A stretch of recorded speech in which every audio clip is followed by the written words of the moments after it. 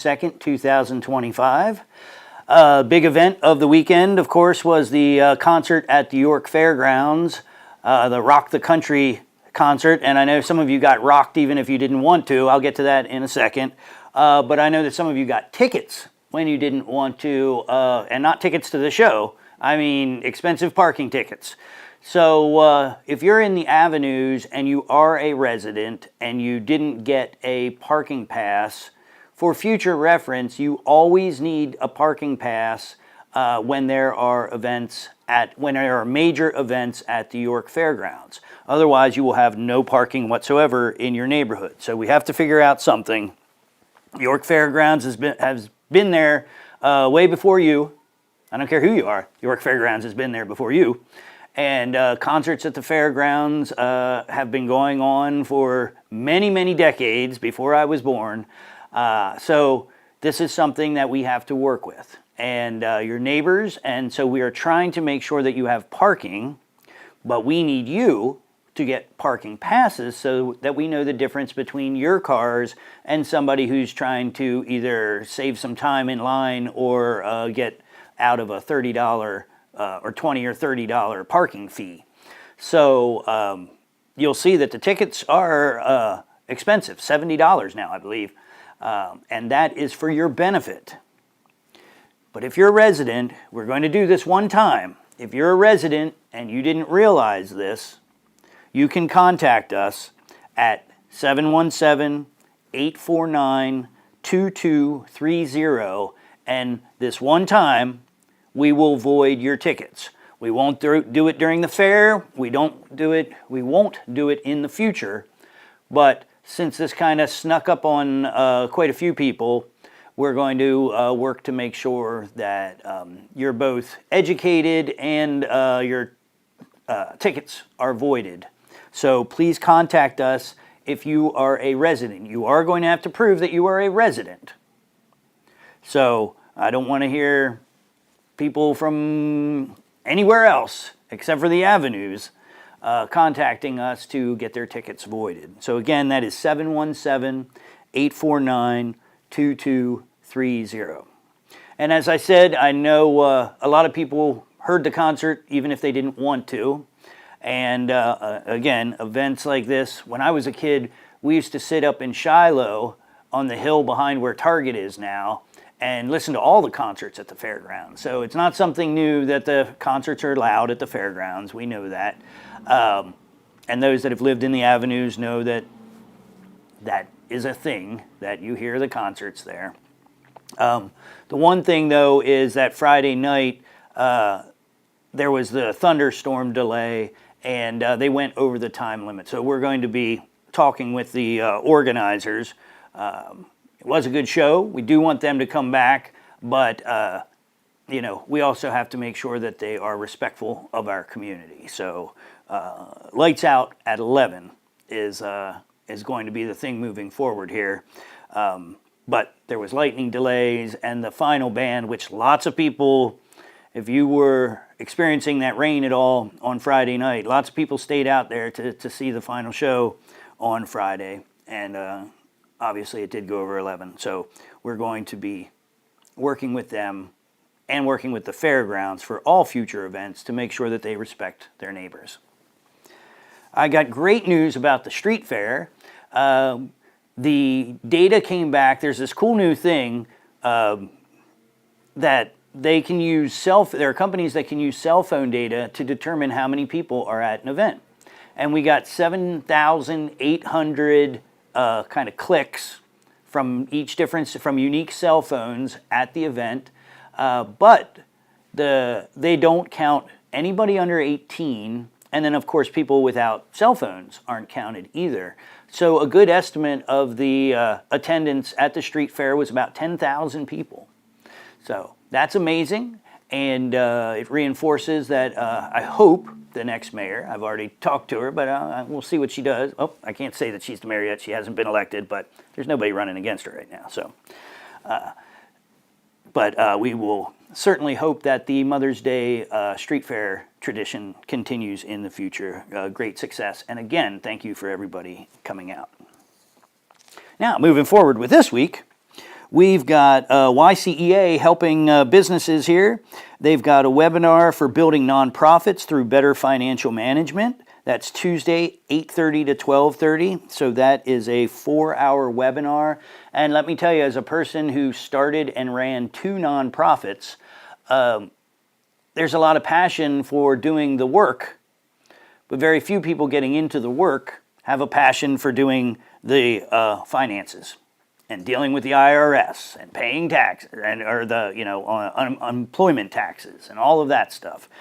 So this is great if you have a dream of how to help people or how to help animals or any reason that you're thinking of starting a nonprofit. I would recommend that you get on this webinar tomorrow, 8:30 to 12:30.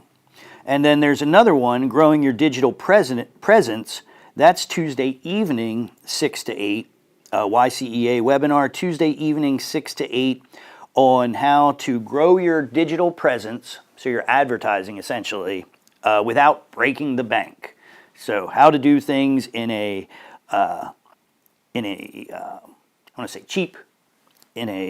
frugal manner of getting lots of advertising out of using digital media. Job fair on Wednesday, 1 to 4 at PA Career Link. PA Career Link is on the other side of Route 30 in the Industrial Plaza at 841 Fogelsong Road. But that job fair is for everybody, including anyone that has a criminal record or any reason that they need a second chance. They're going to be there for you, 1 to 4 p.m., PA Career Link, 841 Fogelsong Road. Oh, street rods are in town, and I already know the car that I'm riding in. I'm excited about that. The annual street rod parade. Oh, wait a minute. No, I'm not. I got to call them back. I have a conference this weekend. I thought it was Saturday, but it's not. It's on Friday. I'm going to be in Richmond at a conference, unfortunately. So I will not be able to attend. But the annual street rod parade will be coming through York, right down Market Street, Friday, starting at noon. And they'll start at the York Expo Center and be going the whole way down to Broad Street and then back Philadelphia Street. But the roads will be closed. So please try to, if you're trying to get across town on the west side of town, try to do that before noon. And you'll have better luck getting by if you do that. St. Mary's Cultural Festival right here on East Princess Street is always a wonderful time. And that is this Friday from 5 to 9, and then Saturday from noon to 9. And it's right down here from City Hall, the next block down, or 2 blocks down, I should say. What did I say? Princess Street. It's College Avenue. I live on College Avenue. I should know that. It's East College Avenue and 309 South George Street. So the St. Mary's Cultural Festival. It's a really wonderful time. We've got a bunch of stuff going on Friday night.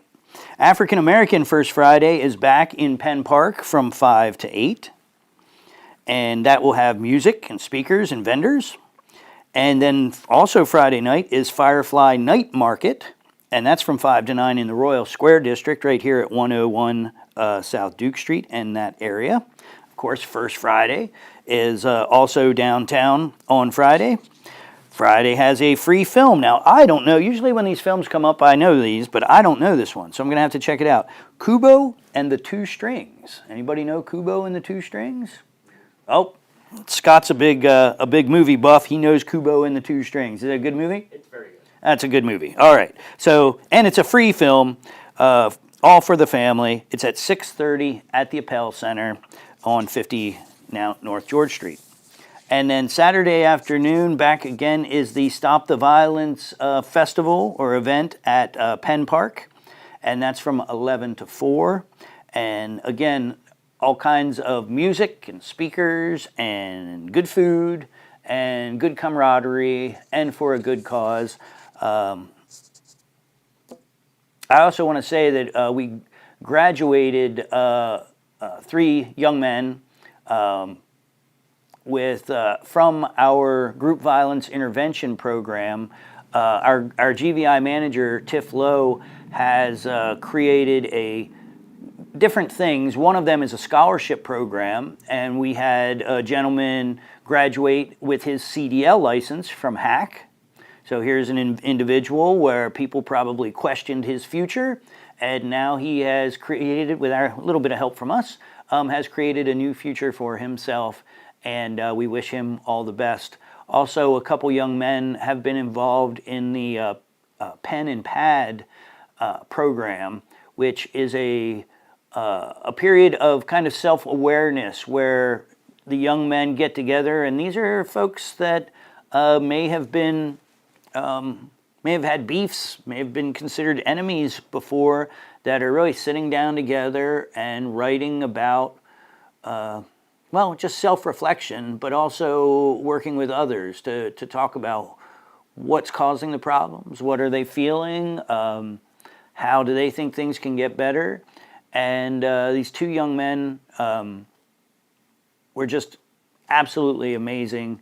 Again, to work with young people that people have written off, which honestly I feel like I've been doing for close to 25 years now, trying to help people see a different direction than the one that they may have bought into when they were younger. It's really very, very rewarding, and I want to thank them for believing in themselves, and thank our GVI manager, Tiff Lowe, and her whole team, and Commissioner Muldrow, and the GVI Governance Board.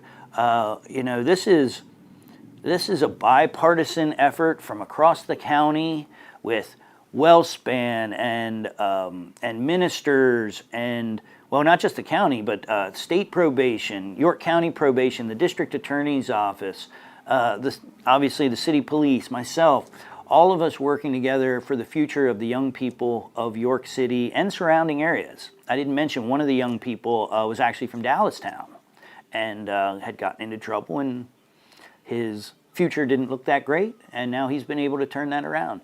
So I'm just really pleased. I've talked quite a good bit about the over 80% reduction in crime in the city. For now, almost 2.5 years, we've been seeing this. So that's a sustainable or a sustained metric, a sustained measurement of how good the people of York are doing with reducing crime, with helping young people make better decisions. But I rarely talk about the individuals and getting to meet them. I rarely get to meet them. So it was a great time. We had a graduation for them last week, and I just wanted to recognize them and GVI for the amazing, nationally recognized work that we're doing here in York City and York County. We're being looked at by folks all over the country to see how the heck this is happening here in York City. But you, York City, you're doing it, because police can't do it by themselves. GVI can't do it by themselves. We need everybody working on this. We need friends to say, hey, make a better choice. Parents, siblings, and also to encourage young people that they have much more worth in the world when they're not in jail or in a grave, that we want them to be here. And if you do go to jail and you come out, we still want you here. And we want to make sure that you have the best life for you and your family that you can make. So please, if anybody knows anybody or is concerned about anybody going the wrong direction, feel free to reach out. Because it doesn't have to be just people that the criminal system or judicial system kind of refers to us. If there's someone you love in your life that is kind of going the wrong direction and might be open to some help, we're here to help. So, with that, lots of good things happening, as always, in York City, and hope to see you around. Have a good one.